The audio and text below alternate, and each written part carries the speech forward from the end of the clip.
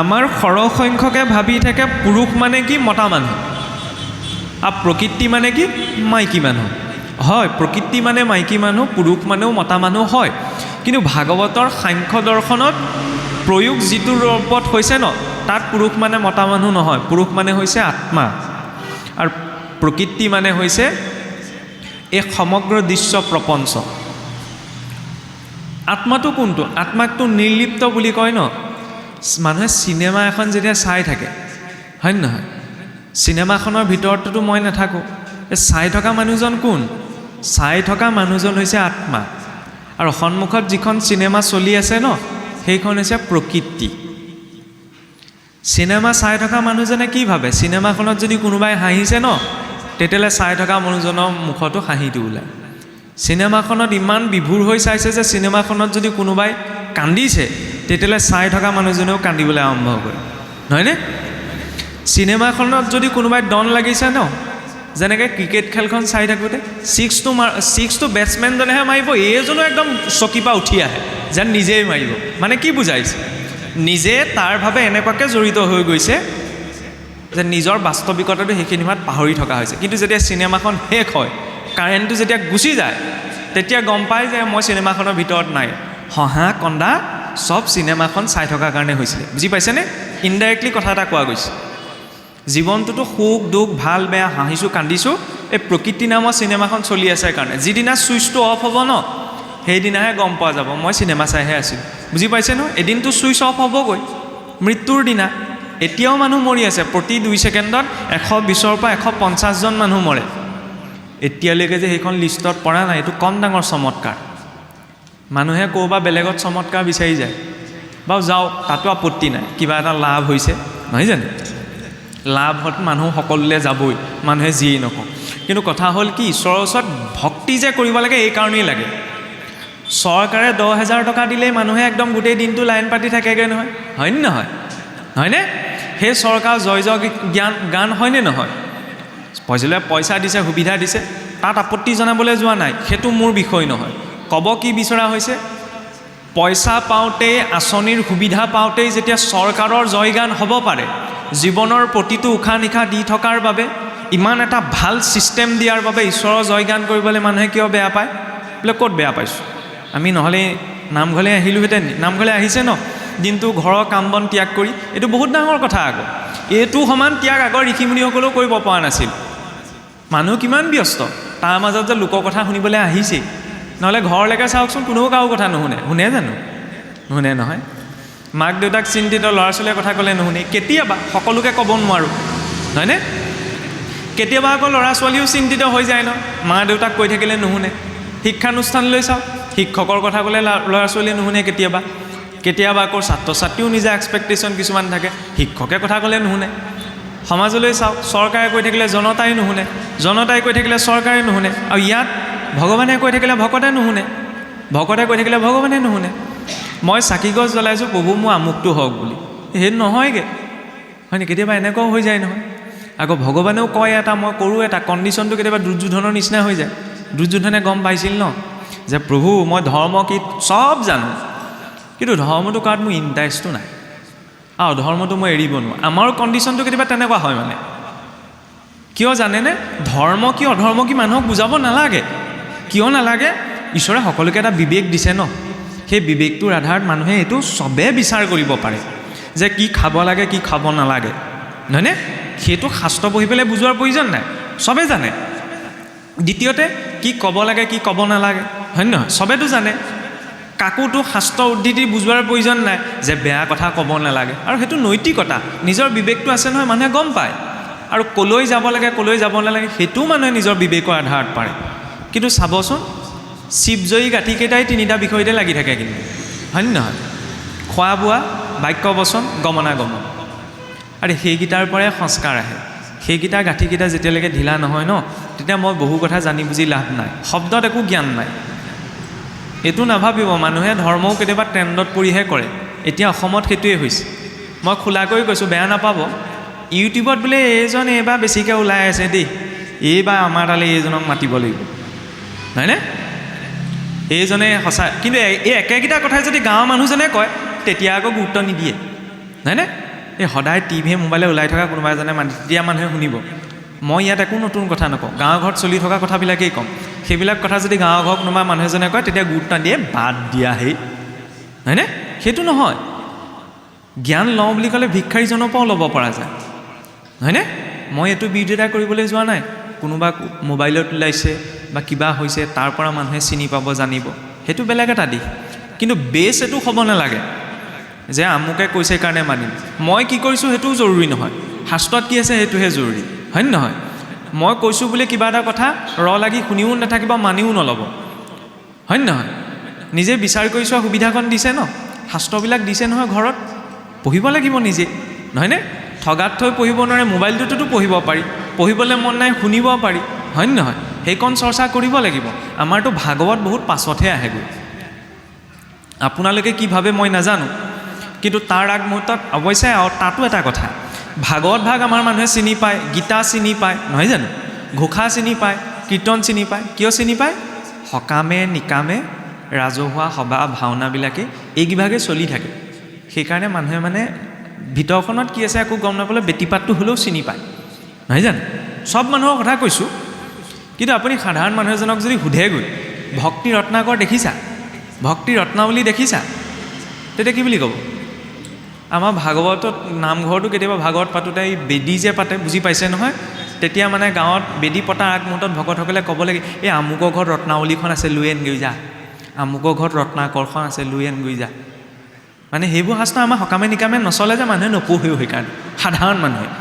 কিন্তু যাত্ৰাটো আৰম্ভণি সেইখিনিৰ পৰা, সেইখিনি প্ৰিলিমিনেৰী কথা, নহয়নে? তাৰ পৰা এটা সম্যক ধাৰণা আহে। তাৰ পাছত গীতা। গীতা আমাৰ মানুহে খুব দান কৰে, 50 টকাতে পাই যায় নহয়, কিন্তু লুটিয়াই নাচায় তাৰ ভিতৰত কি আছে। হাৰ্ভাৰ্ড কেম্ব্ৰিজত পঢ়োৱা হৈছে চাইক'লজিৰ ক'ৰ্ছ হিচাপত।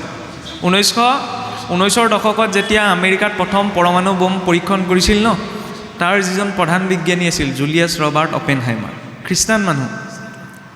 পৰমাণু বোমটো ফুটোতে তেওঁৰ মুখলৈ ওলাইছে কি গীতাৰ বিশ্বৰূপ দৰ্শনৰ শ্লোক, 7 সাগৰ 13 নদী পাৰত। 19ৰ দশকতে যদি এজন খ্ৰীষ্টান বিজ্ঞানীৰ মুখৰ পৰা গীতাৰ শ্লোকটো ওলাব পাৰে, আমাৰ তেতিয়াহ'লে সহজে ঘোষা কীৰ্তনৰ পদ এটা নোলাব কিয়, হয়নে নহয়? মই এইটোও ক'বলৈ যোৱা নাই যে চবে একদম গীতা ভাগৱত একদম পাৰ্গত হ'ব লাগিব, কিন্তু সম্যক ধাৰণা এটা, হয়নে নহয়? ভাগৱতত ক'ত কেনেকৈ আছে আমি সেইটো ইমান চবে জানিব নোৱাৰে, কাৰণ চবৰে কৰ্ম ব্যৱস্থাবিলাক বেলেগ বেলেগ, হয়নে নহয়? মই সেইটো ক'বলৈ যোৱা নাই, কিন্তু এইটো অন্ততঃ কি আছে, কিনো আছে ভাগৱতত, হয়নে নহয়? বোলে প্ৰথম স্কন্ধ বুলি কৈ দিলে এইখিনি কথা আছে। ঘোষাত কি আছে? হৰণ চন্দ, ঘোষা চন্দ, নাম চন্দ বুলি ক'লেও যাতে মানুহজনে বুজিব পাৰে কিনো আছে, যাতে বাহিৰৰ কোনোবাই আহি আমাক ভুল কথা ক'ব নোৱাৰে, বুজি পাইছে নহয়? ভুলকৈ বুজাব নোৱাৰে। আৰু কেতিয়াবা আমিও নিজে পালন কৰি থকা নীতি নিয়মখিনিক লৈ যাতে শংকাত থাকিব নালাগে যে কৰিব লাগে কাৰণে সমাজৰ নিয়ম আৰু সেইকাৰণে কৈছোঁ, নহয়, লজিকটো আছে নাই, নহয়নে? যুক্তি লাগিব, তৰ্ক লাগিব, শাস্ত্ৰ প্ৰমাণ, সেই তিনিটা বস্তু পিছত কৰিম, হয় নহয়? প্ৰশ্ন নকৰিবলৈ কোৱা নাই, প্ৰশ্ন কৰিব লাগিব, তেতিয়াহে উত্তৰ পোৱা যাব। বিনা প্ৰশ্নত কেনেকৈ আগবাঢ়িম? গতিকে এইকাৰণে কোৱা গৈছে, আগতেতো এতিয়া ইমান ডাঙৰ ভাগৱত ন, আমি ধুনীয়াকৈ পেক কৰি থৈ দিওঁ, নপঢ়োঁ, কিন্তু কিমান কষ্ট কৰিছিল চাওকচোন। আগতেতো সাঁচি পাত ভোজ পাততহে লিখে, গছৰ পাত বনাওঁতে কিমান সময় লাগে বাৰু? গছৰ পৰা এৰুৱাই আনকচোন, শুকুৱাওক, পানীত তিয়াই থওক, মিহি কৰক, নহয় জানো? গছৰ গুটি চেপি চেপি তাত লিখক। আজিৰ যুগত যদি সাঁচি পাতত প্ৰস্তুত কৰি পঢ়া শুনা থাকিলেহেঁতেন, 80% মানুহে পঢ়া শুনা বাদ দি দিলেহেঁতেন।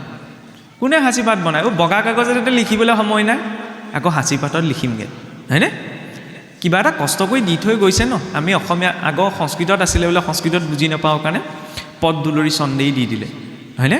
কিয়? যাতে মানুহে পঢ়িব পাৰে, বুজিব পাৰে। এইটো নাভাবিব দেই, মানুহে লগতে এইটোও ভাবি থাকে যে আমাৰ কিজানি আছে, পঢ়িবলৈ ভয় লাগে, কিজানি দুখে ধৰিব, হয় নহয়? ইয়াৰ কথাটো বেলেগ, নামঘৰৰ মজিয়াৰ কথাটো বেলেগ, কিন্তু ঘৰত সেইটো কোনো কথা নাই। যাৰ যেনেকৈ সুবিধা মিলিছে তেওঁ অধ্যয়ন কৰক, তাৰ পৰা তেওঁ বুজিব। আৰু প্ৰত্যেকেই যদি সেই ক্ষেত্ৰত অসম্যক ধাৰণা এটালৈ অধ্যয়ন পুষ্ট হয়, তেতিয়া লোকৰ কথা শুনিবৰ প্ৰয়োজনেই নাথাকে। মই লোকৰ কথা বুলি কৈছোঁ আৰু, হয়নে? নহ'লে কেতিয়াবা অৰ্থৰ বিচাৰি কৰিবলৈ যাওঁতে অনৰ্থ হৈ যায়। সেইবাবে ইজনৰ কথা সিজনৰ লগত নিমিলে, কাৰণ চবেই নিজৰ ব্যক্তিগত দৃষ্টিভংগীৰে কথাবিলাক কয় ন। তাৰ মাজত গ্ৰহণ কৰা ভাৱটো লাগে। স্কুল কলেজবিলাক চবৰে একেই নহয়, সেইটো সত্য, শিক্ষাটোতো একেই, গতিকে উদ্দেশ্যটো যেতিয়া ডাঙৰ হয় স্বাভাৱিকতে তাত সমন্বয় গুচি আহে। এতিয়া চাওক, পোনপ্ৰথম ভাগৱত যেতিয়া ব্ৰহ্মাদেৱক নাৰায়ণে দিছিল, ভাগৱতৰ দৰ্শন অনুসৰি ব্ৰহ্মাদেৱ হৈছে সৃষ্টিৰ প্ৰথম জীৱ। সৃষ্টিৰ প্ৰথম জীৱ হৈছে ব্ৰহ্মাদেৱ। সেইবাবে মহাপুৰুষ মাধৱদেৱে ঘোষাত লিখিছে নহয়, ব্ৰহ্মা আদি কৰি জীৱজত। আদি মানে কি? প্ৰথম। ব্ৰহ্মাকে প্ৰমুখ্য কৰি সৃষ্টিৰ জীৱসকল। এতিয়া নাৰায়ণে বোলে যেতিয়া প্ৰথম ব্ৰহ্মাক সৃষ্টি কৰিছিলে, সৃষ্টি কৰাৰ পিছত ঈশ্বৰে ক'লে বোলে তুমি সৃষ্টি আৰম্ভ কৰা, তুমি বাকীখিনি কাম চলাই নিয়া, এই সংসাৰখন নিৰ্মাণ কৰা। এতিয়া যেতিয়া নাৰায়ণৰ পৰা আজ্ঞা পালে, আজ্ঞা পোৱাৰ লগে লগে ব্ৰহ্মাদেৱে সৃষ্টি নিৰ্মাণ কৰিলে। নিৰ্মাণ কৰিবলৈ যাওঁতে প্ৰথম কি বনালে জানেনে? 5 প্ৰকাৰৰ অবিদ্যা, তম, মোহ, মহামোহ, তামিশ্ৰ আৰু অন্ধতামিশ্ৰ। 5 প্ৰকাৰৰ অবিদ্যা কি সেইটো পিছ কথা, কিন্তু অবিদ্যা বুলি কওঁতে সাধাৰণ মানুহজনেও বুজিব পাৰে যে কিবা বেয়া বস্তু এটা সৃষ্টি হৈছে, হয় নহয়? সেইখিনিতে কুৱেশ্যন মাৰ্ক এটা আহে যে ঈশ্বৰে যেতিয়া ব্ৰহ্মাদেৱক আজ্ঞা দিলে তুমি সৃষ্টিখন বনোৱা, কিবা ভাল কিবা এটা প্ৰকট কৰিব লাগিছিলে, হয় নহয়? অবিদ্যা কিয় সৃষ্টি কৰিলে? সেইটো মানুহৰ জীৱনৰ প্ৰতি প্ৰথম এটা বহুত ডাঙৰ মেছেজ। কেনেকৈ? আমাৰ জীৱনতো আমি জ্ঞান গোটাই ল'ব পাৰোঁ। ব্ৰহ্মাদেৱৰতো জ্ঞান আছিল, মানুহৰতো এটা মগজুৰ জ্ঞান ন। ব্ৰহ্মাদেৱটো চতুৰ্মুখী, 4টা শিৰ আছে, আগতেতো পঞ্চশিৰেই আছিলে। জ্ঞান গোটালে, আৰু পদ আছিল, 14খন ভুৱনৰ ওপৰত তেওঁ স্থান, এটা বহুত উচ্চ পৰ্যায়ৰ পদবী আছিল ন। জ্ঞান আছিল, পদ আছিল, সামৰ্থ্য আছিল, হয়নে? শক্তিও আছিল, বোলে শক্তি নাছিল তেতিয়াও বেলেগ কথা, শক্তিও আছিল। তেতিয়াহ'লে অবিদ্যা কিয় প্ৰকট কৰিলে? সেইটোতো ডাঙৰ কথা। আমাৰ চাবচোন, এই বিশেষকৈ নামঘৰৰ ভকতীয়া সমাজত যিকোনো কাম কৰিবলৈ যাওঁতে ভকতসকলে আশীৰ্বাদ দিওঁতে কেতিয়াবা এটা বাক্য কয়, চাবচোন, যে আজ্ঞা পৰ ভক্তি, আজ্ঞা নহ'লে কাৰ শক্তি, হয় নহয়? যিকোনো কাম কৰি লওঁতে বোলে সমাজৰ আজ্ঞাটো লৈ লোৱা যায়, হয়নে? কিন্তু আজ্ঞাৰো এটা লিমিটেশ্যন আছে। ব্ৰহ্মাদেৱকতো নাৰায়ণে আজ্ঞা দি দিলে যে তুমি সৃষ্টিখন বনোৱা। আজ্ঞা লোৱাৰ পাছতো যদি মাৰ্গদৰ্শনটো নাথাকে জীৱনত, তেতিয়াহ'লে অবিদ্যাহে সৃষ্টি হয়। ব্ৰহ্মাদেৱৰ পদ, মৰ্যাদা, শক্তি, সামৰ্থ্য চব আছে, আজ্ঞাও ল'লে, কিন্তু মাৰ্গদৰ্শনটো নল'লে, কেনেকৈ আগবাঢ়িল, হয়নে? মানুহৰ জীৱনতো তেনেকুৱা, মানুহে জ্ঞান, পদ, মৰ্যাদা এই সকলো নিজৰ বলত অৰ্জন কৰি ল'ব পাৰে, কিন্তু গাইডলাইন এটা লাগে, হয়নে? পঢ়ুৱাটো এটা গাইডলাইনতহে যায়, ইটোৰ পিছত সিটো যায়, হয় নহয়? তেতিয়া মানুহৰ জীৱনটোত আগবাঢ়িবলৈ গাইডলাইন এটা লাগে। গীতা ভাগৱতক জীৱনৰ মেনুৱেলৰ নিচিনা আমি ক'ব পাৰোঁ। ফ্ৰিজটোৰ লগতো মেনুৱেল এখন আহে, মোবাইলটোৰ লগতো মেনুৱেল এখন আহে, হয় নহয়? জনা মানুহজনে কি কৰিব? বোলে কেনেবাকৈ যদি টিভিটো নতুনকৈ কিনি আনিছে, বোলে কোনটো ক'ত কি চুইচ টিপিব লাগে, তেতিয়া মেনুৱেলখন চাই ল'ব ন, কোনটো টিপিলে কি হ'ব। মোবাইলটোৰ লগতো আহে। জীৱনটোতো কেতিয়াবা কেনেকুৱা হয় নহয়, জেগা জীৱন নামৰ গাড়ীখন ৰৈ যায়, ক'ৰবাত খুন্দা মাৰি দিয়ে, কি কৰিম কি নকৰিম লাগে। তেতিয়া সেইখন মেনুৱেল বিচাৰি ক'ত যাম? গীতা ভাগৱত হৈছে সেই মেনুৱেল, য'ত জীৱনৰ সকলো পৰিস্থিতিতে ব্যক্তিজনে কেনেধৰণৰ ব্যৱহাৰ কৰিব ন, কেনেধৰণৰ এক্ট কৰিব, সেই বিষয়ে এটা পলিচি দিয়া গৈছে। মাতৃহে জানয় কাৰ বীৰ্যে পুত্ৰ, মাতৃহে পৰিচয় কৰাই দিয়ে পিতৃ, হয় নহয়? সন্তানটো যেতিয়া জনা বুজা হয়, তেতিয়া মাকে কয় বোলে মা বুলি মাতা, দেউতা বুলি মাতা। মাতৃয়ে নিজৰ পিতৃ মাতৃ, সুহৃদ, বন্ধু বৰ্গ, ককাই ভাই, ককা আইতা এই সকলোৰে পৰিচয় কৰাই দিয়ে। শাস্ত্ৰকো মাতৃস্বৰূপ বুলি কোৱা গৈছে। শাস্ত্ৰস্বৰূপ জননীয়েও বাপেকৰো বাপেক কোন দেখুৱাই দিয়ে, হয় নহয়? এতিয়া বাপেকৰো বাপেকক চাবলৈ গ'লে কিছুৱে এইটো শংকাটো থাকে, আচ্ছা এটা কথা কওকচোন, মাজতে ভগৱানক মানিব লাগে নে জানিব লাগে বাৰু? কি ভাবে আপোনালোকে? আপোনালোকৰ নিজৰ দৃষ্টিটো কওক। ভগৱানক আমি মানুহ নে জানো বাৰু? জানিব লাগে, হয় জানো? আপোনালোকে কি কয়? ভগৱানক মানুহ নে জানো বাৰু? যিটো ভাবি পাইছে, ইয়াত কোনো ধৰি লওক এইটো নাভাবিব দেখোলাকৈ কৈছোঁ, মই ইয়াত প্ৰশ্ন কৰিছোঁ আপোনালোকে উত্তৰ দিব লাগিব, এইটো নহয়, আলোচনা কৰিবলৈ আহিছোঁ ন, তেতিয়া মানে ভাল লাগিব। নহ'লে মই কৈ যাম, আপোনালোকে শুনি থাকিব। যদি বেলেগ কিবা এটাই বুজিছে মই কেনেকৈ গম পাম? পিছত যোৱাৰ পিছত যদি আলোচনা হয়, কিনো গালে একোৱেই বুজি নাপালোঁ, হয় নহয়? আমাৰ লগত নিমিলে দেই কথাবিলাক। এইটো যদি হয় তেতিয়াহ'লে আৰু গ্ৰাফডাল উঠি একে স্তৰলৈ গুচি আহিব। সেইকাৰণে অকণমান চেষ্টা কৰা হৈছে আলোচনা এটা কৰা, আপোনালোকেও যাতে সুবিধা পায়। মোৰ মনোভাৱটো কি? মানুহৰ মনোভাৱটো জানিব লাগে ন। আচ্ছা, কি বুলি ভাবে? ভগৱানক জানিব লাগে নে মানিব লাগে? আচ্ছা তোমালোকে কওঁ, ভগৱানক মানা নে জানা? মানিব লাগে নে জানিব লাগে বাৰু? কি কৈছা? জানিব লাগে।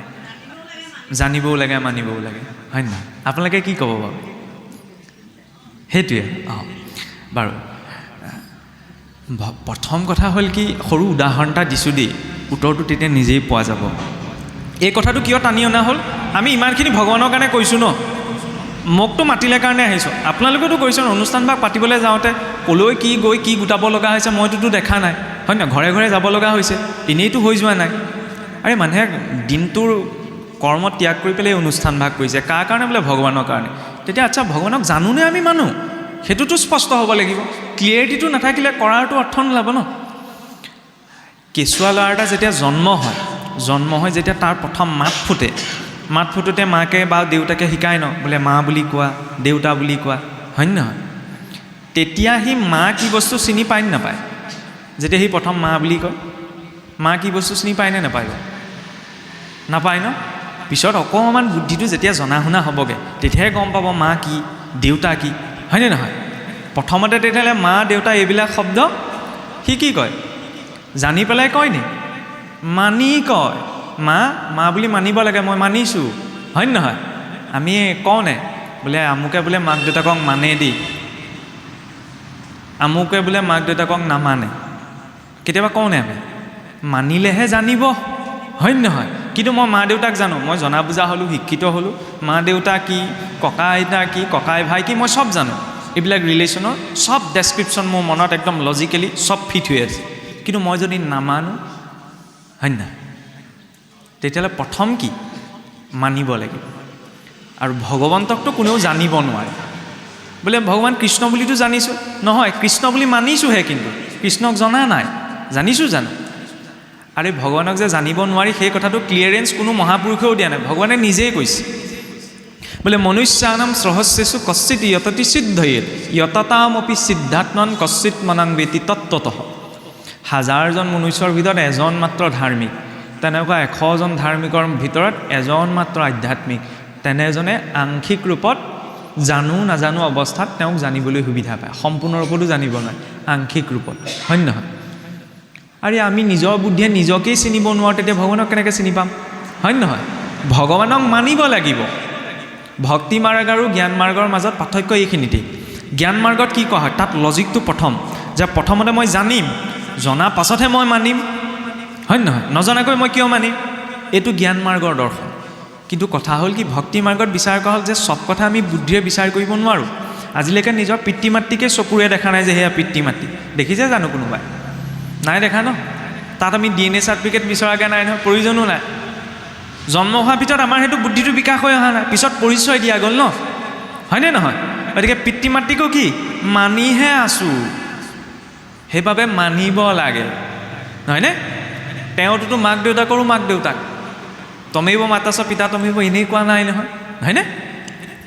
ভক্তি মাৰ্গত কি কোৱা যায়, মই প্ৰথমতে মানিম, মানিলে আপোনা আপুনি জানিম, হয় নহয়? মাক দেউতাকক যেতিয়া মানিব, তেতিয়াহ'লে মাক দেউতাক কি তেওঁ আপোনা আপুনি জানিব। কিন্তু মই জনাৰ পাছত যদি নামানো, তেতিয়াহ'লে নহ'ব নহয়, হয়নে নহয়? সেইকাৰণে ভগৱানক মানিব লাগে। তাৰ বিপৰীতে ধৰ্ম আমাৰ ওলোটা, চব লাগি যায় ভগৱানক জনাৰ, যিটো সম্ভৱ নহয়। আৰু ধৰ্মক লাগি থাকে মানুহে মনাক। আমি বোলে হিন্দু ধৰ্ম মানুহ, হিন্দুৰ মাজতো আকৌ ঢেৰ ভাগ আছে, শাক্ত শৈৱ বৈষ্ণৱৰ মাজতো ভাগ আছে, হয়নে?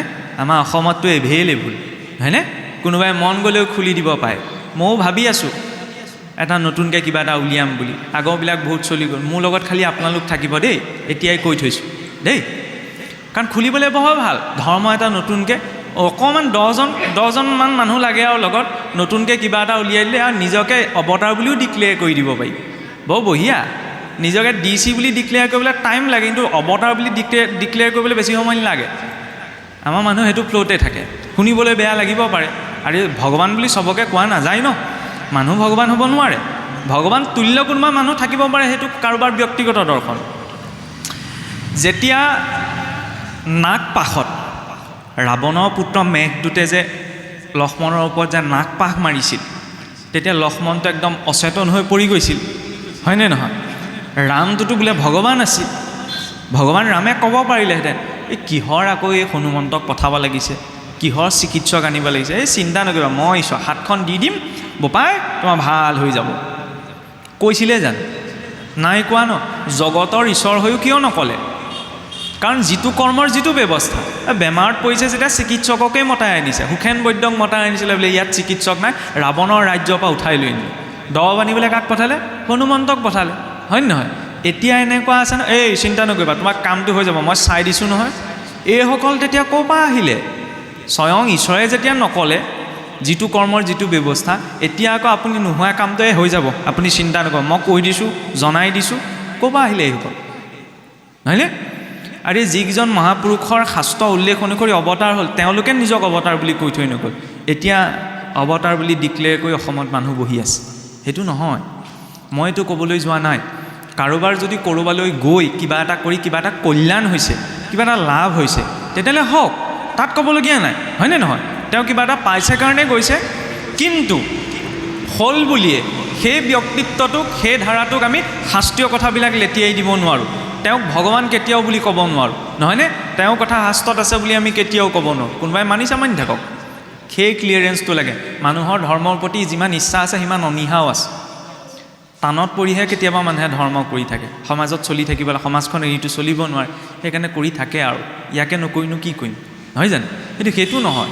ক্লিয়াৰিটিটো লাগে তাৰ মাজত, কিয় কৰিছোঁ, নকৰিলে কি আপত্তি আছে? আৰে ভগৱানক নমনা মানুহেওতো ঘৰ দুৱাৰ বনাই জীয়াই আছে, হয় নহয়? সিহঁতি খাবলৈ পোৱা নাই নি? খাবলৈ পাইছে ন? গতিকে ভগৱানক মনা নমনা বিষয়খিনিৰ ক্ষেত্ৰত মই সুখ পাইছোঁ, দুখ পাইছোঁ, এইখিনি প্ৰযোজ্য নহয়। কিছুৱেতো ভগৱানৰ নাম ধমকিও দি দিয়ে, চাই ল'ম তোমাক, মই আমুকত চাকি দিমগৈ তোমাৰ নামত। ভগৱান ইমান থাৰ্ড ক্লাছ পাৰ্চনেলিটি নি যে মই কমপ্লেইন লৈ যাম, মই আপোনাৰ জীৱনটোত কিবা এটা বৰ্জপাত পেলাই দিব, মোক কৰি দিব? নহয় ন। আমি জীৱনত যি পাওঁ, ভগৱানে বাৰে প্ৰতি ক'ব বিচাৰিছে। আৰু বৈকুণ্ঠৰ দুজন পাৰিষদ জয় বিজয় কিয় প্ৰতিমূৰ্তি স্থাপন কৰে বাৰু?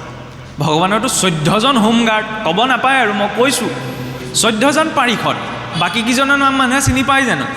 সাধাৰণ মানুহে গম নাপায়, কিন্তু জয় বিজয়কতো চবে চিনি পায়। বোলে জয় বিজয় অভিশাপ পাইছে, অভিশাপ পোৱাতে কি বুজাইছে বাৰু?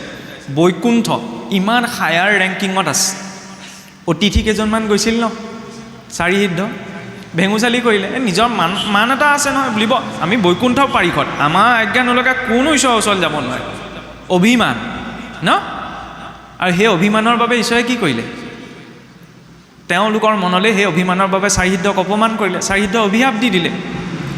পিছত যেতিয়া তেওঁলোকৰ ভুল অনুভৱ হ'ল যে প্ৰভু ভুল হৈ গ'ল আৰু পটককৈ আমি অভিমানী হৈ থাকিলোঁ, ক্ষমা কৰি দিয়ক, ক্ষমা কৰি দিলে না বাৰু? দিলে নহয়, হয় নহয়? ক্ষমা কৰি দিছিলে নহয়, দিছিলে নাই দিয়া? নাই ভুল কৈছোঁ নি মই? নাই দিয়া বুলি কোনোবাই কৈছে নি? নাই কোৱা ন? ক্ষমা কৰি দিলে ন, ঈশ্বৰ আহি উপস্থিত হ'লি, ভাওনাখনটো চাইছে, হয়নে নহয়? সেই কথাবিলাকত গুৰুত্ব এটাটো লাগিব। আমুকে বোলে ভীম লৈছিলে, হিৰণ্যকশিপু লৈছে, চাই ভাল লাগিলে, ভাওনাখন আমুকৰ পৰা আহিলে, সেইবিলাক ছেকেণ্ডেৰী কথা, সেইবিলাকো লাগিব যাতে কৰ্তাজনে উৎসাহটো পায়, কিন্তু লগতে এইবিলাক বিষয়ো লাগিব, নহয়নে? ঈশ্বৰে ক্ষমা কৰি দিলে, আচ্ছা ক্ষমা কৰি দিলেহে ফলটো নোভোগাকৈ থাকিলে জানো? ফলটো আমি যে কওঁ এই নাজানি ভুল কৰিলে একো নাই, নাজানি ভুল কৰিলে সমাজত একো নাই। নাজানি যদি কোনোবাই ভুল এটা কৰে তেতিয়াহ'লে মানুহজনে ক্ষমা কৰি দিয়ে, হ'ব নাজানি ভুল কৰিলে, কিন্তু প্ৰকৃতিত ক্ষমা নাই।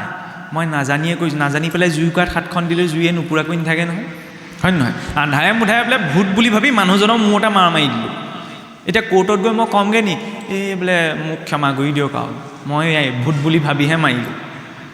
মানুহটো যদি মই জেললৈ যাবই লাগিব ন। নিউটনৰ থাৰ্ড ল' এটা সকলোৱে ক্লাছ 9তে পঢ়িবলৈ পায়, বাকীকেইটা মনত নহয়, বাকীকেইটাত মেথেমেটিকেল ইকুৱেশ্যন আহে, তৃতীয়টো চবৰে মনত থাকে। প্ৰতিটো ক্ৰিয়াৰে সমান আৰু বিপৰীতমুখী প্ৰতিক্ৰিয়া থাকে, হয়নে? একশ্যন এটা যদি হয় তেতিয়াহ'লে ৰিয়েকশ্যনটো, এইটো নিজৰ জীৱনটোতো প্ৰযোজ্য। কিবা এটা ইয়াত একশ্যন কৰিম ন, ৰিয়েকশ্যনটো আপোনা আপুনি আহি যাব, তাৰ কাৰণে ভগৱানক কোৱাৰ প্ৰয়োজন নাই। কিয় কোৱা হৈছে? সুখ দুখ ভাল বেয়া এইখিনি ভগৱন্তৰ ইচ্ছাত পায়, সেইটো হয়, কিন্তু তাত জড়িত হৈ থাকে নিজৰ কৰ্মফলটো, আৰু নিজৰ কৰ্মফলটোৰ পৰা স্বয়ং বিধিও বচাব নোৱাৰে। ভগৱানলৈ ভয় কৰিব নালাগে, ভয় কৰিব লাগে নিজৰ কৰ্মলৈ। ঈশ্বৰে পিছটো এৰিলেও কৰ্মই পিছটো নেৰে, নহয়নে? ব্ৰহ্মাদেৱক গাইডলাইন দি ঈশ্বৰে এৰি দিলে, কিন্তু কৰ্মই পিছটো এৰিলে জানো? জ্ঞান পদ অভিমান লৈ কি কৰি পেলালে? অবিদ্যা সৃষ্টি কৰি পেলালে। ভাবি থাকোঁতে তাৰপৰা কি আহিছে?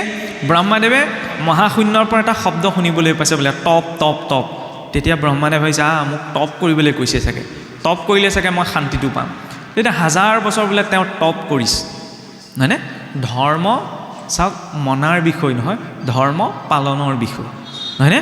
আমি পালনত কম গুৰুত্বতা দিওঁ, মনাত বেছি গুৰুত্বতা দি থাকোঁ। বোলে আমি আমুক পন্থ তমুক পন্থ, আমাৰতো ঢেৰ আছে আৰু এতিয়া কি ক'ব। ক'ৰবালৈ ওলাই যাওঁতে নামঘৰলৈ আহিছে যেনিবা, সেইখিনিতে ভিক্ষাৰী এজন বহি আছে ন, এই যা কৰ ভিক্ষাৰী বহি আছে সেই বুলি ভাবি যদি মই নামঘৰলৈ আহিছোঁ, তেতিয়াহ'লে মোৰ আহি লাভ নাই, হয়নে? প্ৰথম মানৱ সেৱাটো। মানুহে আকৌ অকণমান লজিক এটা প্ৰকাশ, এইবোৰ চব চেও ধৰি বহি আছে, চেও ধৰি বহি আছে নহয়, তেওঁ চেও ধৰিছে, তেওঁ আগত মই চেও ধৰিব নালাগে, হয় নহয়? এটকা এটা দিয়াৰ যদি সামৰ্থ্যতা আছে ন, সেই এটকাটো দিব লাগে, কাৰণ ইয়াত বহি থকাজনক চাবলৈ এখন সমাজ আছে, হয় নহয়? এই পথত বহি থকাজনক চাবলৈ আকৌ কোনো নাই নহয়, হয়নে নহয়? গতিকে যদি জীৱনত সম্ভৱ হয় সেই পৰৰ উপকাৰটো যেনেদৰে যাৰ যেনেকৈ মিলিছে কৰিব লাগে। ইয়াৰ দান পাত্ৰত দক্ষিণাটো নিদি এতিয়া বিৰোধাভাৱত নাভাবিব, বুলিব এইজনে একদম আমাৰ নামঘৰ চামঘৰত দান দক্ষিণা দিয়াৰ কথা বিৰোধিতা কৰিছে, একো নাই কৰা, দি থাকক, তেনেকৈতো সমাজখন চলিব ন। কিন্তু লগতে অকণমান মনুষ্যৰ সেৱাৰ নিমিত্তেও তাক প্ৰয়োগ কৰাটো প্ৰয়োজন, নহয়নে?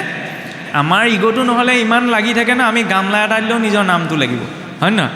গামলাটোত যদি নামটো লিখি দিয়ে নহয়, গামলা বাদ দিয়ক, চিঠিখনতো যদি নামটো নাথাকে, মোৰ নাম নিদিলে পায় মই নাযাওঁ।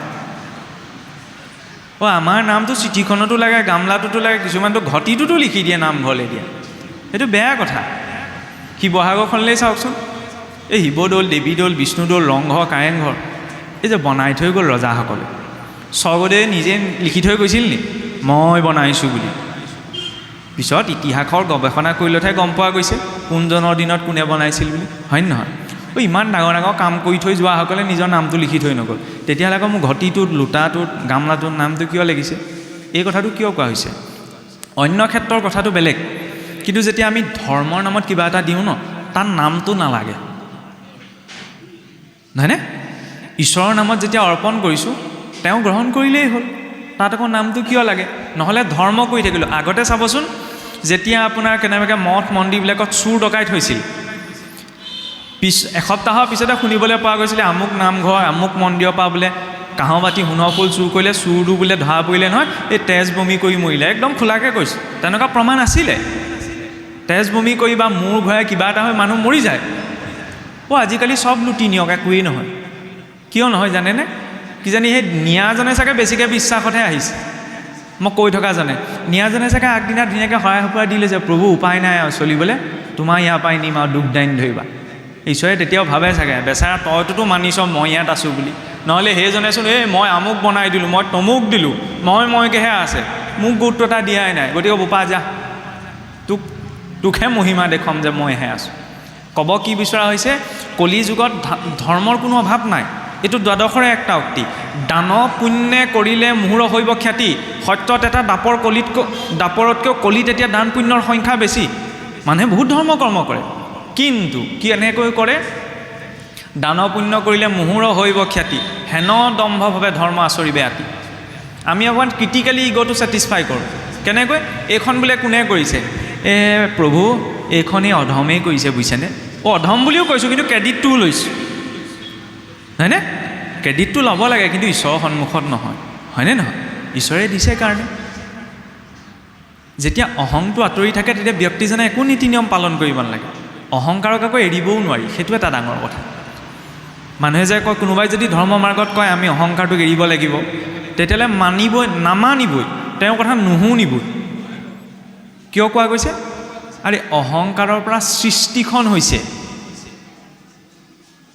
অহংকাৰৰ পৰা কেনেকৈ সৃষ্টি হৈছে? ব্ৰহ্মাদেৱে প্ৰথম নাৰায়ণে প্ৰকট কৰে প্ৰকৃতিৰ পৰা মহত্তত্বৰ পৰা ত্ৰিবিধ অহংকাৰ সৃষ্টি হৈছিল।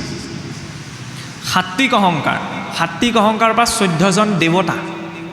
ঈশ্বৰো বৰ টেঙৰ আকৌ, বাঘ সিংহ এইবিলাকতো হিংস্ৰ জন্তু ন। ঈশ্বৰে সিহঁতৰ শৰীৰত বেছিকৈ সাখি ৰাখিব লাগিছিল, কিন্তু ঈশ্বৰে জানে সেই হিংস্ৰ জন্তুকেইটা ইমান মিছা কথা নকয় যিমান এই দুঠেঙীয়াটোৱে কয়। ই মুখেৰে মিছা কথা নাই, ই চকুৰেও মিছা কথা কয়, ইংগিত দিলে বুজি পাই যাব, নহয়নে?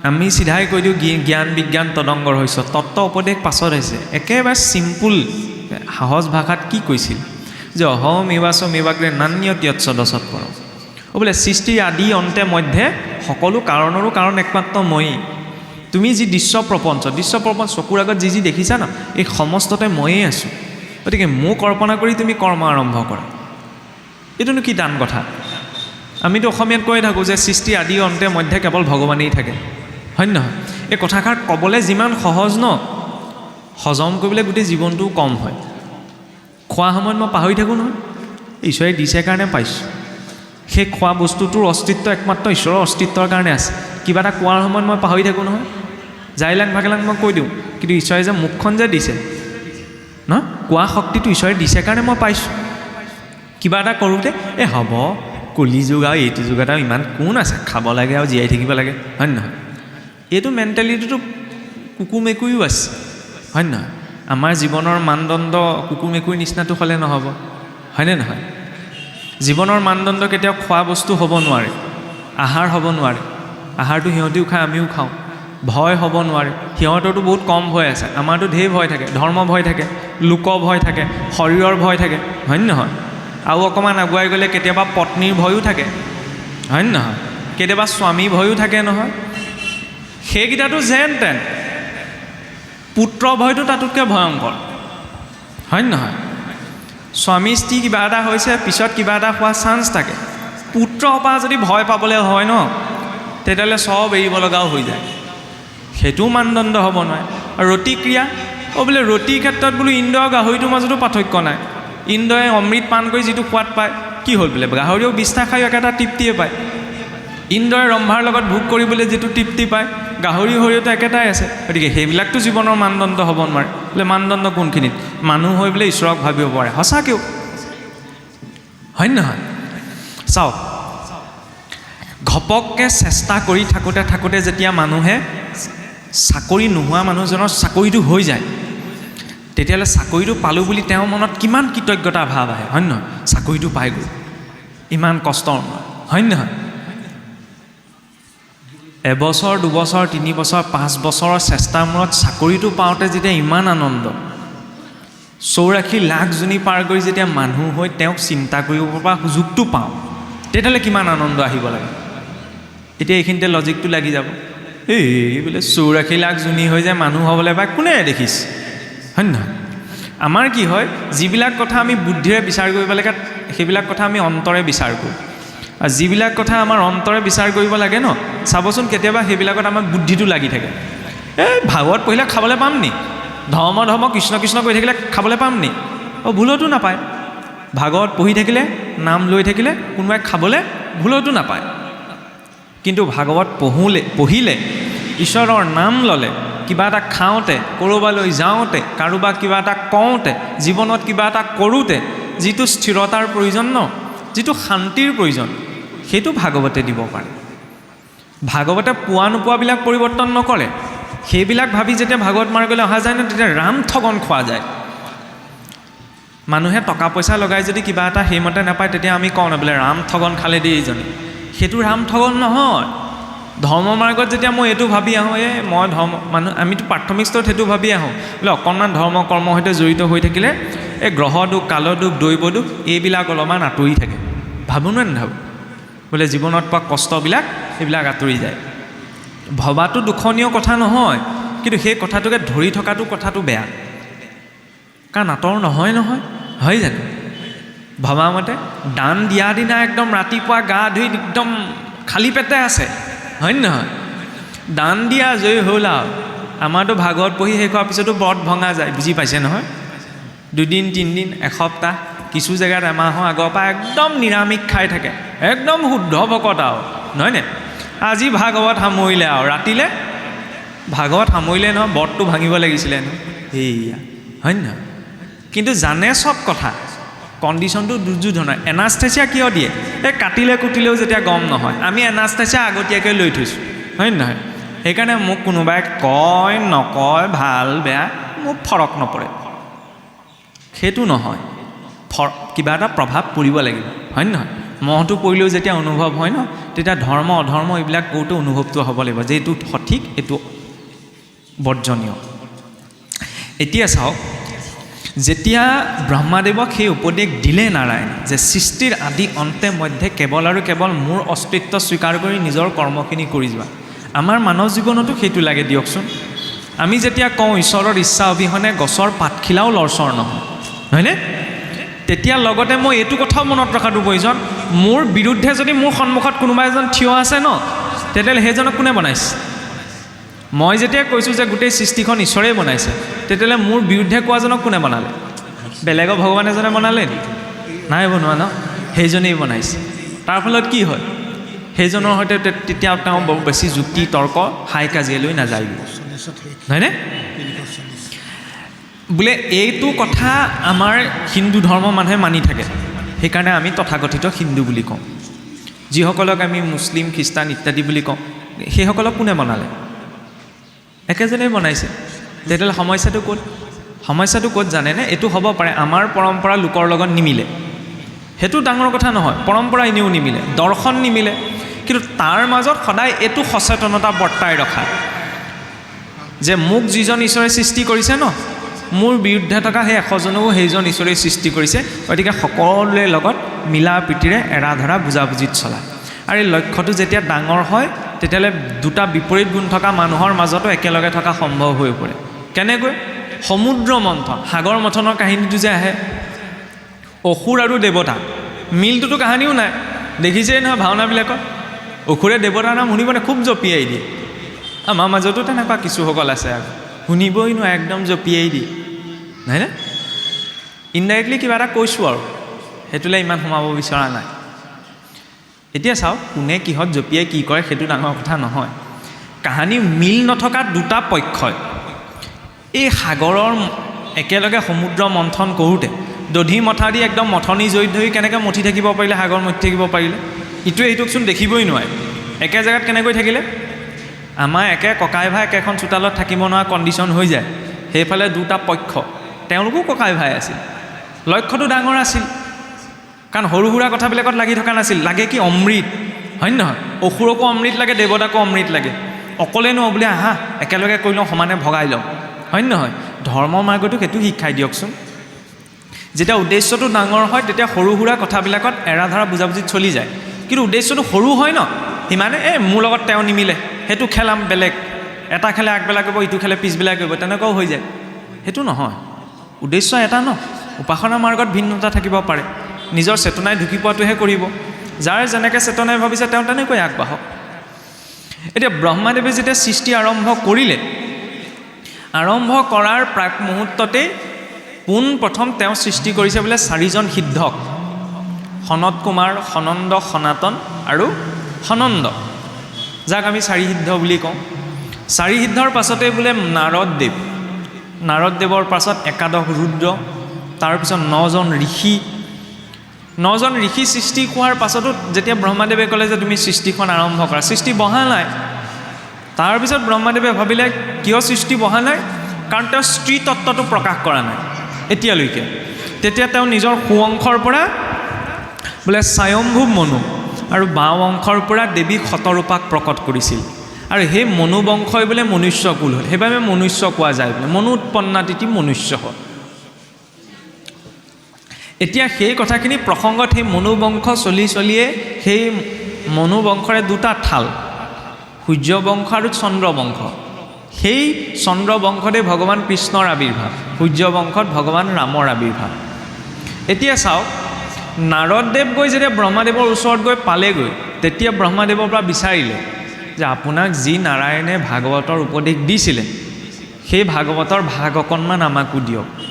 তেতিয়া নাৰদদেৱক 4টা শ্লোক দিওঁতে ব্ৰহ্মাদেৱে বুজাই ক'লে যে বোপাই, 4টা শ্লোকততো চবে চব কথা বুজিব নোৱাৰে, গতিকে তুমি ইয়াক অকণমান বিস্তাৰ কৰি বুজাই দিবা। তাৰপৰা নাৰদদেৱে আনি ব্যাসদেৱক দিছিল, নহয় জানো? আৰু ব্যাসৰ মুখৰ পৰা শুকদেৱে পাইছিল। এই ব্যাখ্যা কৰোঁতে কৰোঁতে ইমান ডাঙৰ হৈ থাকিলে। ইয়াত এটা ক্ৰম আছে। প্ৰথম স্কন্ধ ন,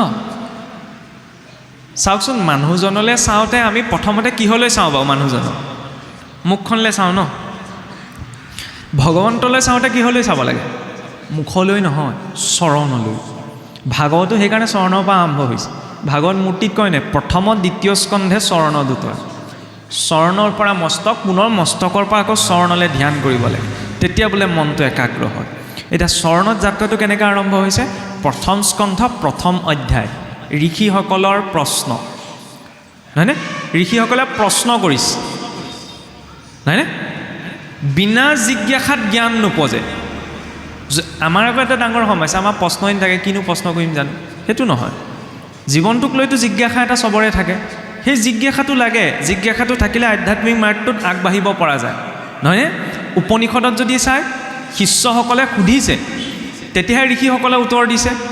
গীতাত অৰ্জুনে যেতিয়ালৈকে সোধা নাই, যুঁজৰ মাজতনো মানুহে শাস্ত্ৰ কথা কয়গৈনে? কয় নকয়? আমাৰ যেনিবা ধৰি লওক, মানুহ দুখন পক্ষৰ মাজত একেখন ঘৰতে ধৰি লওক অকণমান টুটু মাই মাই চলি আছে, তাৰ মাজত গৈ যদি কোনোবাই গীতা ভাগৱতৰ কথা উলিয়াইগৈ, কি কৰিব বাৰু? খেদিব, হয়নে? সেইটো মানুহৰ মেণ্টেলিটি। দন লাগিলে বাদ দিয়ক, আপোনাৰ শান্তিয়ে বহি থাকিলেও এনেই বহি থাকিব, কিন্তু গোঁসাই ঘৰলৈ গৈ চাগ্যচ নিদিয়েগৈ। এনেকুৱা মানুহোতো আছে বেয়া। তাৰ মাজতো এটা কথা কৈছোঁ, ক'বলৈ কথাবিলাক বৰ বিপদ। এতিয়া লগতে এইটো কথা আহিব, চবৰেতো সুবিধা নিমিলিব পাৰে চাকি গছ জ্বলাবলৈ, সঁচা কথা, চবৰে সুবিধা নিমিলে, হয় নহয়? চবৰে কৰ্ম ব্যৱস্থাবিলাক বেলেগ বেলেগ নহয়। পুৱা গধূলা যে চবেই চাকি গছ দিব পাৰিব, এইটো কোনো কথা নাই। কিন্তু সকলোৱে পুৱা গধূলা ঈশ্বৰক চিন্তা কৰিব পাৰে, সেইটো আকৌ ধৰা বন্ধা। যি স্থিতিত আছে, যি পৰিস্থিতিত আছে, নহয়নে? বাহিৰত থকা চৰাই চিৰিকটিকেইটাও সন্ধ্যা লাগিল মাত্ৰ ঘৰলৈ উভতে নহয়। নামঘৰত যে দবা কোপটো বজায়, আপুনি ভাবেনি দবা কোপটো ভগৱানৰ কাৰণে বজায় বুলি? নহয়, দবা কোপটো ৰগৰ তোলাটো নিজৰ প্ৰতিভাৰ কথা, কিন্তু দবা কোপটো চাবচোন তিনিটা কোবত থোৱা যায়, দম, দয়া, দান। যে নিজকে অকণমান সেইখিনি সময়ত দমন কৰা, দয়া কৰা, দান কৰা। দান মানে কেৱল টকা পইচা দিয়াটোৱেই দান নহয়, নিজেও ঈশ্বৰৰ নাম লৈ আনকো ঈশ্বৰৰ নাম দান দিয়া, হয় নহয়? সেইটোতো উত্তম দান, সেইটো এটা ছিগনেল। বাকীখিনি সময় নোৱাৰিলে অন্ততঃ সন্ধ্যা সময় এইবুলি নহয়, আমাৰ ঘৰত গোঁসাই ঘৰ আছে। আজিকালি চবৰে ঘৰত একদম সুবিধা থাকে, আগতে ইমান ব্যৱস্থা নাছিল। কাৰণ আগতেতো ভাগৱত এভাগো প্ৰায় 4-5খন গাঁৱৰ মাজতহে আছিল, কাৰণ তেতিয়া ছপা কিতাপ ইমান নাছিল। এতিয়াতো গাঁৱে গাঁৱে বাদ দিয়ক, ঘৰে ঘৰে, নহয়নে? গোঁসাই ঘৰো আছে। বোলে আমাৰ চাকি দিয়ে নহয়, চাকি দিয়ে, ধূপ জ্বলায় সদায়। বোলে কোন যায়? ককা যায়, ককাই গৈ চাকি গছ জ্বলাই থৈ আহেগৈ, নহয়নে? ডিউটিটো হৈ গ'ল আৰু। দেউতা যায় কেতিয়াবা, মা যায় কেতিয়াবা, বাকীকেইজন সদস্যই কি কয়? নাকত তেল দি শুই থাকে নি? ঘৰত নথকা কেইজনৰ কথা ক'বলৈ যোৱা নাই, ঘৰত থকা কেইজন। মুছলিমজনে যে মাইকটো লগাই চিঞৰিবলৈ লাজ নকৰে, আমাৰ প্ৰাৰ্থনাটো কৰিবলৈ কিয় লাজ কৰে? হয় নহয়? ডাঙৰকৈ বেয়া মাতটো মাতিবলৈ লাজ নালাগে, কিন্তু ঈশ্বৰৰ নামটো ক'বলৈ লাজ লাগে, হয় নহয়? নিজৰ ইষ্টদেৱৰ উপাসনাটো অসুৰবিলাকেও এৰা নাছিল, আমিতো মাইক লগাই চিঞৰিবগৈ নালাগে, হয় নহয়? তেওঁলোকৰ পৰাও কিন্তু বহুত শিকিব লগা আছে। আপুনি চাবচোন, ঈদৰ দিনা, মই এনেই কথাটো কৈছোঁ, ঈদৰ দিনা কোনোবা মুছলিম মানুহক আপোনাৰ ক'ৰবাত মদ পানী খাই এনেকুৱা উৎপাত কৰা নেদেখে, ক'তো নাপায় আপুনি। বৰদিনৰ দিনা কোনোবা খ্ৰীষ্টান মানুহক সেইটো অৱস্থাত আপুনি নাপায়। তাৰ বিপৰীতে আমাৰ বিহু হওক, সকাম হওক, বিয়া হওক, ঠেংকেইটা ইফাল সিফাল হোৱা দুই এজন তাত ওলাবই, কিন্তু সেইটো একদম নিশ্চিত। আৰে ঈশ্বৰে এতিয়া চাওকচোন, পেট্ৰলৰ দাম বাঢ়িছে, নহয়নে? পেট্ৰল ডিজেলৰ দাম বাঢ়িছে। গাঁৱৰ মূৰত যদি কোনোবাই এই এইটো বটলতো যদি পেট্ৰলৰ লগত ডিজেল মিক্স কৰি বেচিবলৈ হয়, তেতিয়াহ'লে সাধাৰণ মানুহজনে কি ক'ব? এই পেট্ৰলৰ লগত ডিজেল মিক্স কৰি কেলৈ বেচিছ? ইঞ্জিনটো বেয়া হৈ থাকিব, ক'ব নক'ব? পেট্ৰলৰ লগত ডিজেল মিক্স কৰিলে বিপদ, সেইটোত অবজেকশ্যন, একদম ঠিক কথা। আৰু এইটো ইঞ্জিনত কি ভৰাই আছোঁ, সেইটোতো চাব লাগিব। তাৰ মাজত আকৌ দুজনমান পূৰা একদম ওলাবা, এই কি দৰকাৰ, মোৰ পইচাই খাইছোঁ, মাই লাইফ মাই ৰুল। একো লাইফত নিজৰ ৰুলৰ মতে নচলে, নিজৰ ৰুল মতেতো উশাহ নিশাহকেইটাই চলা নাই, তেতিয়াহ'লে মাই লাইফ মাই ৰুল বুলি কোৱাটো এটা ডাঙৰ ভ্ৰমহে, হয় নহয়? উশাহ নিশাহকেইটাই ল'ব পৰা নাই নিজৰ মতে, আকৌ মাই লাইফ মাই ৰুল, সেইটো অদৰকাৰী কথা। এইটো ভাবিব নালাগে, বহুতে আকৌ সেইটোও ভাবি থাকে। সেইকাৰণে বোলে আমাৰ ধৰ্ম মাৰ্গলৈ মানুহবোৰ নাহে, ইটো নাখাবা, সিটো নাখাবা, অলৈ নাযাবা, তলৈ নাযাবা। ৰাম, এইটোহে জনম পাইছোঁ, এইটো জনমতে ভোগ নকৰিলে আকৌ কেতিয়া কৰিম? সঁচা কথা, ভোগ কৰিব লাগে, ভোগ নকৰাকৈ কোন জীয়াই থাকিব, নহয়নে? কিন্তু ভালখিনি ভোগ কৰিব লাগে, নিচাও কৰিব লাগে। নিচা নাথাকিলে জীৱনৰ মাদকতা নাথাকে। ভাল নিচা আছে নহয়, হয় নহয়? যিটো নিচাই মানুহৰ চিন্তা বুদ্ধি বিবেক ঊৰ্ধ্বগামী কৰে, তেনেকুৱা নিচাবিলাক লাগে। আৰু যিটো নিচাই খোজকেইটা বেকা কৰে সেইটো নিচা নালাগে। কেঁচুৱাটোও চুঁচৰি বাগৰি খোজকেইটা পোনাব বিচাৰে, বিচাৰে নিবিচাৰে? মাটো থোকাথুকি মতেৰে শব্দকেইটা স্পষ্ট কৰিব বিচাৰে। আৰু যিটো খালে খোজ বেকা হয়, নহয়নে? সেইটো কিয় খাব লাগিছে? ঈশ্বৰক ভাল পোৱাৰ আগতে ঈশ্বৰে দিয়া উপহাৰটোৰ মূল্যটো বুজিব লাগিব, হয় নহয়? উপহাৰটোক সন্মান কৰা মানে ব্যক্তিজনক সন্মান কৰা, হয়নে নহয়?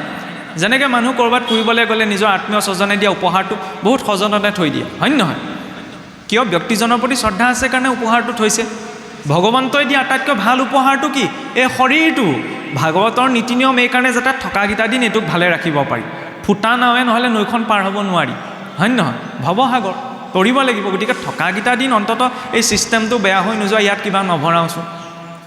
ইয়াৰ তাৰ ৱায়াৰ এডাল ছিগি গ'লে আকৌ ৰিপেয়াৰিং পচিবল হয়, নহয়নে? এচিটো বেয়া হৈ গ'লে কিনি অনাও সম্ভৱ, হয়নে? ইয়াৰ এডাল যদি ৱায়াৰ ছিগিবলৈ হয় তো খেলা খতমেই। গতিকে ইয়াত কিবা ছিগা ছিগি নোহোৱা বস্তুবিলাক ইয়াত ভৰাব নালাগে। আজিকালি আৰু অকণমান লজিক এটা আহিছে অৱশ্যে, এতিয়া প্ৰব্লেম নাই। মই মাজতে কৈছোঁ আৰু আগৰ দিনত মানুহে খালে গম পাইছিল, গোন্ধাই। আজিকালি গোন্ধ নোলোৱা ওলালে, হয় নহয়? আগতে বোলে খালে গমো পাইছিল, খোজকেইটা লৰচৰ নহয়। এতিয়া বোলে খাই পেলাই একদম ৰিখি বহা দি বহি থাকিব পাৰে, কোনেও গমেই নাপায়, হয় নহয়?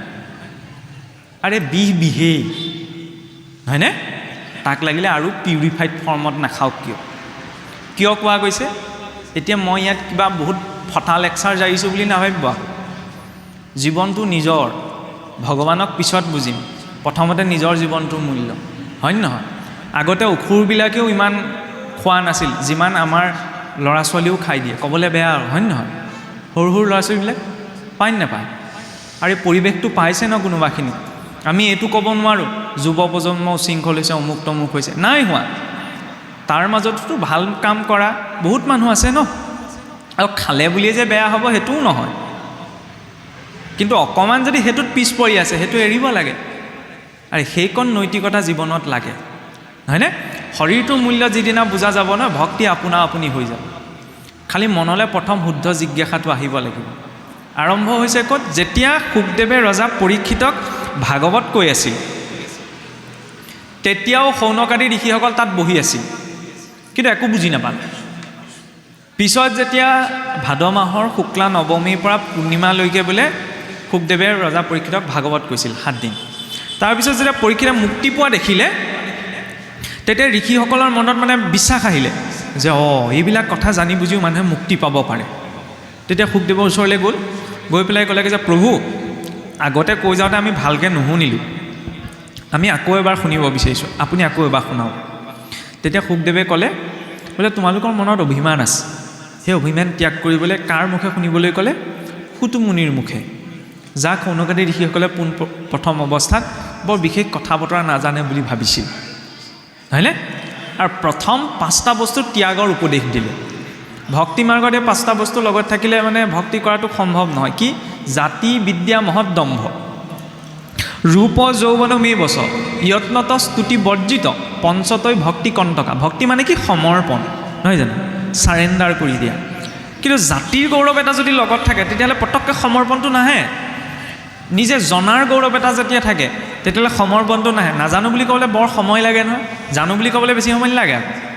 জাতি বিদ্যা মহদম্ভ, নিজৰ স্থানৰ গৌৰৱ, আৰু ৰূপ যৌৱনৰ গৌৰৱ, সেইটোতো তাতোতকৈ ভয়ংকৰ।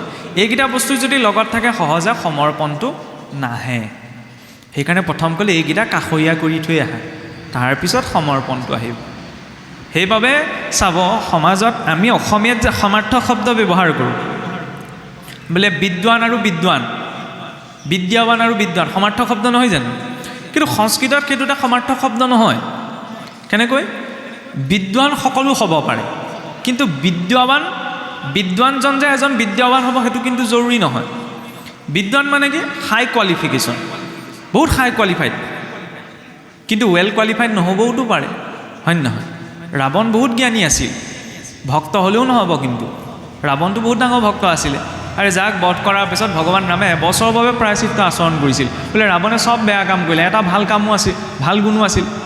মহাদেৱৰ বোলে প্ৰপন্ন ভক্ত আছিল, গতিকে মই এজন ভক্তকো বধ কৰিলোঁ, হয় নহয়? ক'ব কি বিচাৰিছে, ভক্ত হ'লেও নহ'ব, কামবিলাক ভাল কৰিব লাগিব। কামবিলাক যদি ভাল হয় ন, ভক্তি আপোনা আপুনি হ'ব। মোৰ যদি কামবিলাক বেয়া হয়, তেতিয়াহ'লে মনলৈ ভাৱটো নাহে নহয়। আৰে ভগৱন্তক চৰ্মচক্ষুৰে দুৰ্যোধন দুঃশাসনে দেখিছিল, তেওঁলোকতো পৰিৱৰ্তন হ'ব লাগিছিল, হয় নহয়? হ'ব লাগিছিল, নহ'ল কিয়? কামবিলাক যে বেয়া, অন্তৰলৈ ভাৱটো নাহিলে। কামটো যদি ভাল হয় ন, তেতিয়াহ'লে চুকত বহি পেলায়ো মনলৈ ভাৱ আহিব। আৰু যদি কামবিলাক ভাল নহয়, তেতিয়াহ'লে ইয়াত ধুনীয়াকৈ গাড়ীত বহি লেকচাৰ দি থাকিলেও কোনো কাম নহয়। চাব, বক্তাজনৰ প্ৰপন্নতা সেইখিনিতে ওলায়, তেতিয়া কথাখিনিয়ে শ্ৰোতাৰ মনত ক্ৰিয়া কৰিব লাগিব। যদি শ্ৰোতাৰ মনত ক্ৰিয়া কৰা নাই ন, তেতিয়াহ'লে এইটো কথা স্পষ্ট হ'ব যে বক্তাজনে কেৱল ভাষণহে দিছে, নিজা অনুভৱত নাই। শব্দ ব্ৰহ্ম নিষ্ণাটো ন নিষ্ণাটো পচে যদি শ্ৰমন্তস্য শ্ৰুতফলম হব্যধেনু ৰক্ষিত পৰম। শব্দত কোনো জ্ঞান নাই, যেতিয়ালৈকে তাত অনুভৱটো যুক্ত নহয়। অনুভৱবিহীন জ্ঞান বাজি গাইৰ নিচিনা, বাজি গাইজনীয়ে পোৱালিও নিদিয়ে, গাখীৰো নিদিয়ে। গতিকে মই ঢেৰ কথা জানি বুজি লাভ নাই। ভাগৱত বুজাৰ বিষয় নহয়, মানুহে বুজিবলৈ লাগি দিয়ে। কিমান বুজিম? বুজি বুজি জমা কৰি যদি পালন কৰিব নোৱাৰোঁ, অনভ্যাসে বিষম শাস্ত্ৰম। অভ্যাস নকৰা শাস্ত্ৰ জ্ঞানো বিষতুল্য হয়। সেইকাৰণে সৰলতাটো লাগে। নিৰ্মংসৰণাংশতা, সেই সৰলতাৰে জীৱনৰ যাৱতীয় কৰ্মখিনি কৰি যাব লাগে। এতিয়া চাওক, যেতিয়া সৌনকাদি ঋষিসকলে সুতমুনিৰ আশ্ৰয়লৈ গ'ল, সুতমুনি বুলি কওঁতে আকৌ আমাৰ বৰ বিপদ।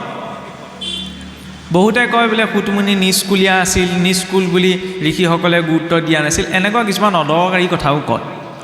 আৰু এই ভাগৱতত উচ্চ নিচ্চ এইবিলাকৰ কোনো প্ৰসংগই নাই। তেতিয়াহ'লে সুতমুনিয়ে কিয় কৈছে আমি অকুলীন হেনো আছিল মনত? বোলে আমি অকুলীন। জ্ঞানীজনে নিজকে কুলযুক্ত বুলি নকয় নহয়, মই উচ্চ কুলৰ বুলি কেতিয়াও নকয় ন। সুতু বুলি কাক কোৱা যায়? প্ৰকৃততেতো ভাগৱতৰ কথাখিনি দুটা ভাগত ভাগ হৈ আছে। এটা হৈছে লীলা, আনটো তত্ত্ব।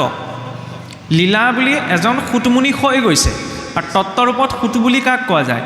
পুৰাণ ভাৰত যিটো জানয় সম্যক, তাহাকে বোলয় সুত জান শাস্ত্ৰৰ সন্মত। যি অষ্টাদশ পুৰাণ, দুখন ইতিহাস, ৰামায়ণ মহাভাৰতৰ যাৰ জ্ঞান আছে ন, তেওঁ সুত বুলি কোৱা যায়। আৰু সেই সুতৰ মুখে কোনে শুনিছিল? 28 সহস্ৰ ঋষি বেদত প্ৰধান বিষ্ণুৰ নৈমিষা ক্ষেত্ৰ মহাপুণ্যস্থান। মান্য কৰি সুতক পাতিলা সত্ৰ তথা সৌনকা প্ৰমুখ্য মানে ভাগৱতৰ কথা। সত্ৰৰ প্ৰাথমিক সংজ্ঞা সেইখিনিতে আৰম্ভণি। সত্ৰ মানে কিনো? যি স্থানত সৎলোকে হৰি কথা পাতি অৱস্থান কৰে সেয়াই সত্ৰ, হয় নহয়?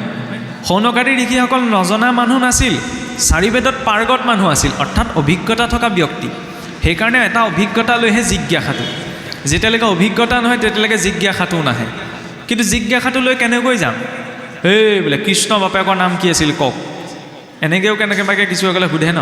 এইটো দাম্ভিকতা, কপটতাত। যদি মই হয়তো কিবা এটা কিছুমানে জানিওতো প্ৰশ্ন কৰোঁ আমি কেতিয়াবা নজনাৰ ভাও ধৰি, সেইটো কপটতা।